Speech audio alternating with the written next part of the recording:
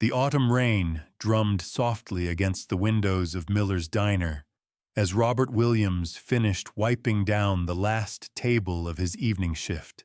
At 38, he had the steady movements of a man who had learned to make the most of every quiet moment.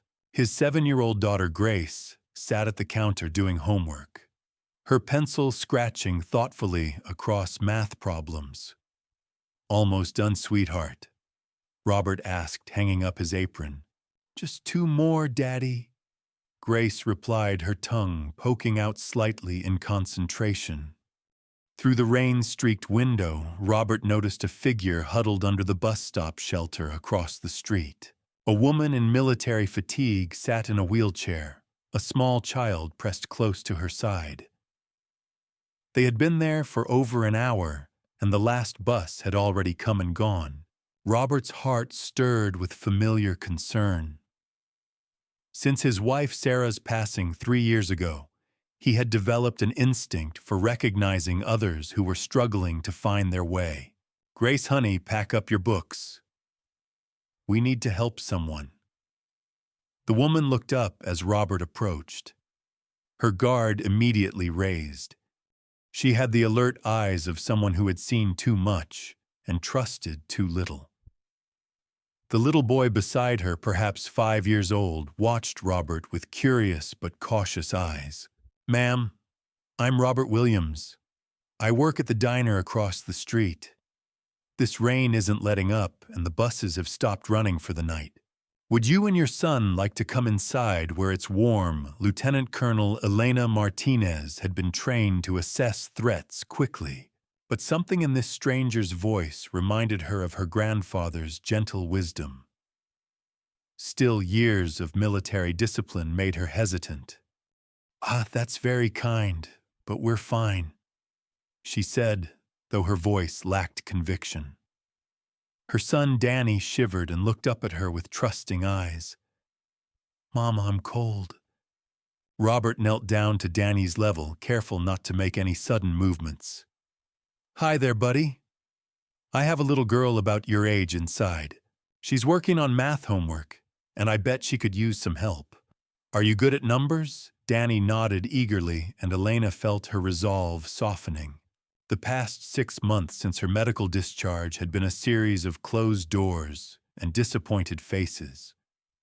But this man's kindness seemed genuine, untainted by pity or judgment. "Just until the rain stops," she said quietly. The warmth of the diner enveloped them like a gentle embrace. Grace looked up from her homework and smiled at Danny, immediately scooting over to make room at the counter. "I'm Grace. Want to see my math problems? They're really hard." As the children chatted, Robert poured coffee for Elena and hot chocolate for the kids. The simple act of hospitality created a bubble of peace in what had been a difficult day. "I'm Elena Martinez," she said, accepting the coffee gratefully. "This is my son Danny. We're between places right now." Robert nodded without pressing for details. He recognized the weight of someone carrying more than they could easily share. "Well, you're welcome to stay as long as you need. The rain's supposed to continue through the night." What started as shelter from a storm became something neither Robert nor Elena had expected over the following days. Elena and Danny found themselves returning to the diner. Robert never asked about their circumstances, but his quiet presence offered something Elena hadn't felt since before her deployment: a sense of belonging. Elena had served 2 tours overseas as a logistics officer before an IED explosion changed everything. The injury to her spine had ended her military career and left her wheelchair-bound. The transition to civilian life had been harder than any battle she had faced. "You know," Robert said one evening as they watched their children play together in the diner's back booth, "I have a small apartment above the diner. The previous tenant moved out last month, and I haven't had time to advertise it. If you're looking for a place—" Elena's pride bristled. "I can't accept charity." It's not charity, Robert replied gently. Danny's been helping Grace with her math, and she's been teaching him to read better. They're good for each other. And honestly, having someone upstairs would make me feel better about Grace's safety. The arrangement began tentatively. Elena insisted on paying rent from her modest disability benefits, and she helped with bookkeeping for the diner. Her military precision and organizational skills transformed Robert's chaotic filing system into a model of efficiency. Danny flourished in the stable environment. He and Grace became inseparable, and Elena watched with wonder as her often anxious son began to laugh and play like the child he should have been all along. "Mama," Danny said one evening, "are we going to stay here forever?" Elena looked around the small apartment that had become more of a home than anywhere she had lived in years. "Would you like that, mijo?" "Yes, mister." "Robert is nice and Grace is my best friend, and you smile more here." 3 months into their new life, a well-dressed man in an expensive suit appeared at the diner. He carried himself with the confidence of someone accustomed to having doors opened for him.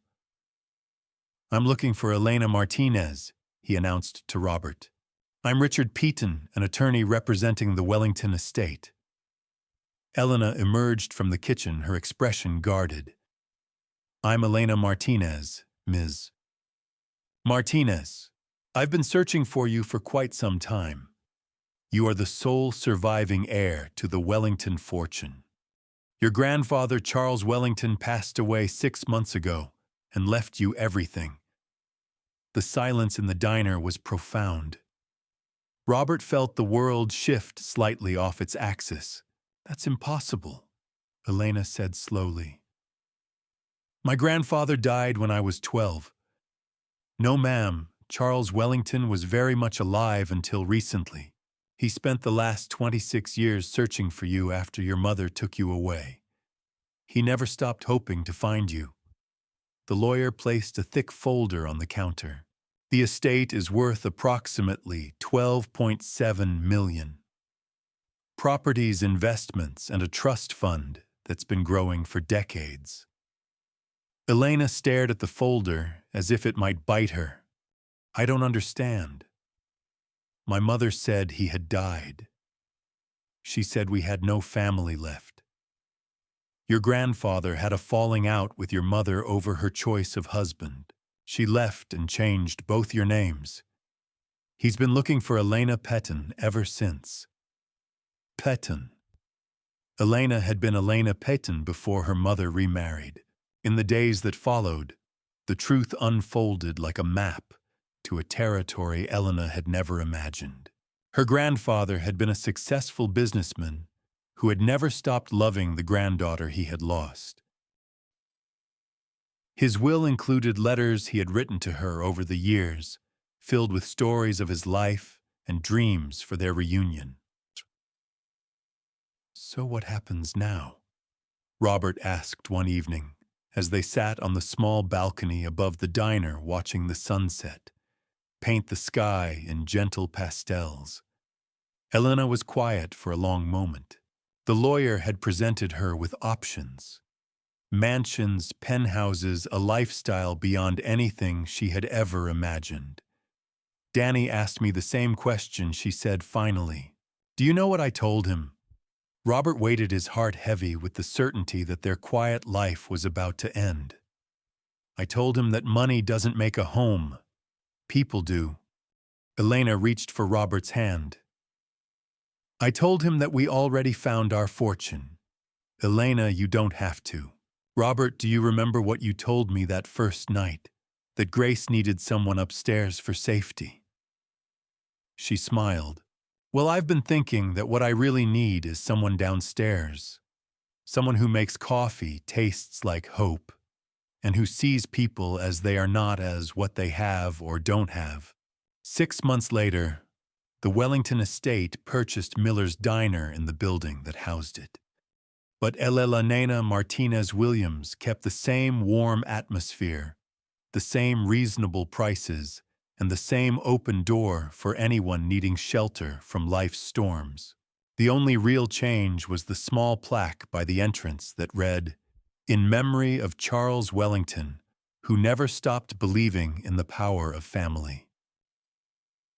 As Elena often told people, her grandfather's greatest gift wasn't the money he left behind. It was teaching her that love doesn't diminish when it's given away. It multiplies, creating ripples of kindness that touch lives in ways we may never fully understand. And sometimes, when the autumn rain drums against the windows, Elena and Robert sit together watching their children play, marveling at how life's most precious treasures often come disguised as ordinary moments of human connection.